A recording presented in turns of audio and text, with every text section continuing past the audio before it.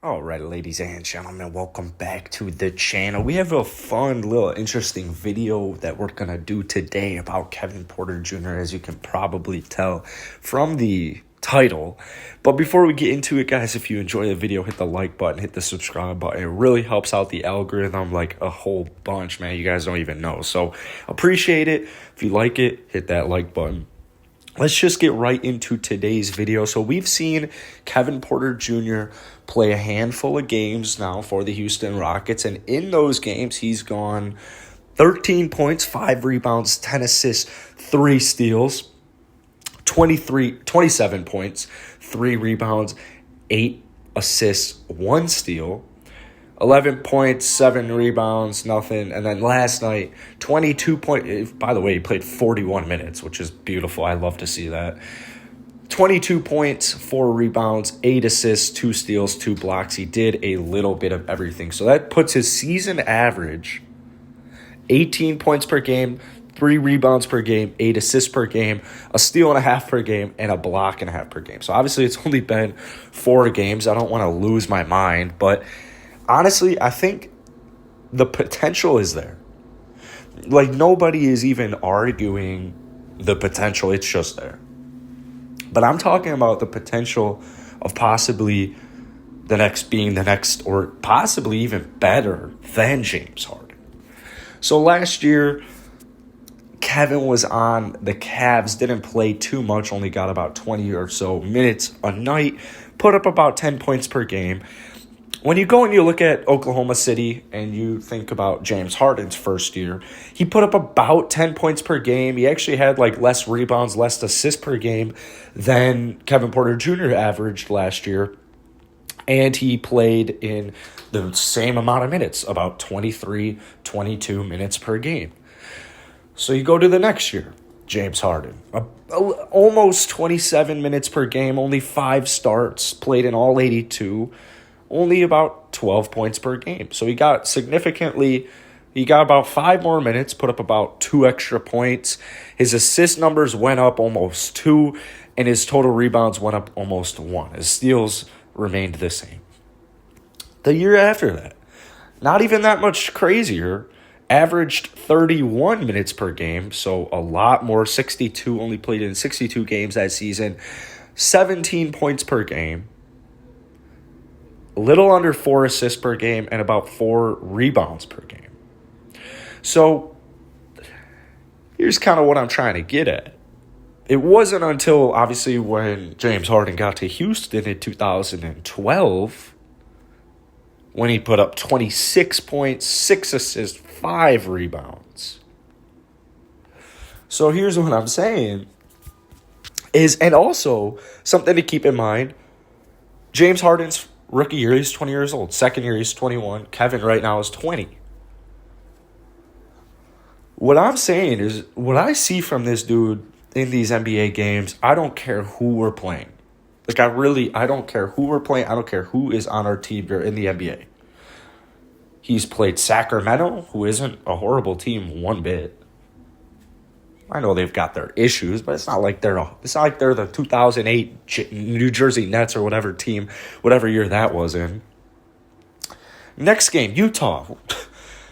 No one's gonna argue Utah's defense. Not a single person. Somebody argue Utah's defense, and I would love to see if anybody on the planet could argue Utah has a bad defense. That was Kevin's best game. 27 points, 8 assists, a steal, and 2 blocks. His best game. 1 3. I mean, so next up, go to Boston. Good team. Was a little inefficient there. Last night, a little inefficient from deep. But here's what I'm saying. The similarities, the stats, stats don't rule everything, right? Because we look at James Harden right now, several years into his NBA career, and you could argue the first 2 years of his career weren't spectacular one bit. Literally at all. And he was only getting, 23 minutes, 26 minutes, or 27, whatever it was. And he was only putting up 10 points per game, 12 points per game.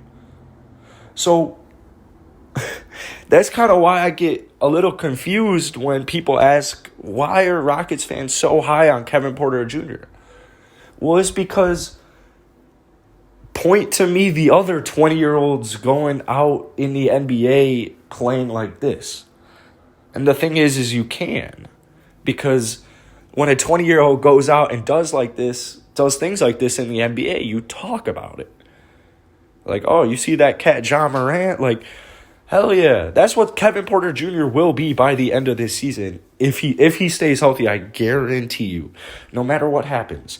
Even if they hold on to PJ Tucker, they hold on to Victor Oladipo, they hold on to Eric, they hold on to John, not a single person gets traded. In fact, if we become buyers at the deadline, we get John Collins, we become buyers at the deadline, I guarantee you, every non-casual NBA fan will know who Kevin Porter Jr. is. Because there are still people who watch the NBA who are like don't even know anything about Kevin. And he'll have that breakout game. He'll have that big game. Trust me, 27-8 is not his big breakout game, as crazy as it sounds. He'll have that big breakout game. He'll have that 30-point triple-double this season. With all these injuries, with everything that's going on right now, Nwab is out for an extended period of time as well now. The opportunities are going to be there. He's going to start getting into his groove. We've seen him, the most amount of threes he made in one game? I think it was 2 against Boston or something like that. He's only made 2. His high in games this year is 2 from deep. Very inefficient. Last night, I believe he was 1 of 9. Need him to be way more aggressive, which he's starting to become a little bit more aggressive. Definitely want him to see, I understand 1 of 9 is not a good night from deep. I want him to, when he gets that ball and he's open for 3, I want him to just shoot that ball. Literally just shoot it. I don't need to see a pump fake, jab step, dribble, and then a step back 3. Even though if it's still open, just, don't pump fake. Just commit to the shot. Trust your shot, and they'll start to fall. Trust me. I'm sure it has to do with the 17 losing games because, none of the players want to continue to lose. As fans, we want them to lose so we can get a better draft pick. But as players, the last thing they want to do is lose. So it makes sense that when you're, 1 of 7, 1 of 6, 1 of 5 from deep, and you're trying to not lose your 17th straight game, I can understand it makes sense when you're only 3 games acclimated into your new team that you're not going to just start firing off 3-point shots. But that's exactly what we want to see. I had my predictions for Kevin at 15 points per game when he first came on to Houston. And that was mainly because of minutes. If Kevin were to be a starter, he's putting up 20, and he's probably going to end up with 6 assists and probably end up with 3 rebounds. I mean, outside of that one bad offensive shooting game, Boston, where he scored 11, he's got a game of 27, he's got a game of 22, and another with 13. I think 15 points per game is a very safe bet, but I really think he'll inch up towards 20. And if he doesn't get to 20, I would 100% expect him to hover above 17.5. 18 right now seems, I wouldn't be surprised if he ended with 18 points per game. I wouldn't be surprised one bit. 18 points per game, 8 assists. That's unbelievable, man. So just kind of the whole NBA found out about Christian Wood, I guarantee you something happens with this team. When Christian Wood comes back tonight, maybe they get on a little bit of a win streak. Kevin and Christian Wood are red hot in that win streak. And I guarantee you, especially if one of them falls onto do we even have any big time network games? I don't even know if we have any this second half, but all it takes is one big game against a big market team and you'll start to turn some heads, just like what happened with Shaq and Christian Wood on TNT. Shaq literally said, I had no idea who you were before this game, because I'm telling you, the media, they don't watch basketball. They don't watch basketball, because why would they? They don't need to. They already get paid to talk about basketball. Why were Shaq's not out here watching fucking Rockets games, I'll tell you that. So we know, we see the potential. We see the James Harden 2.0.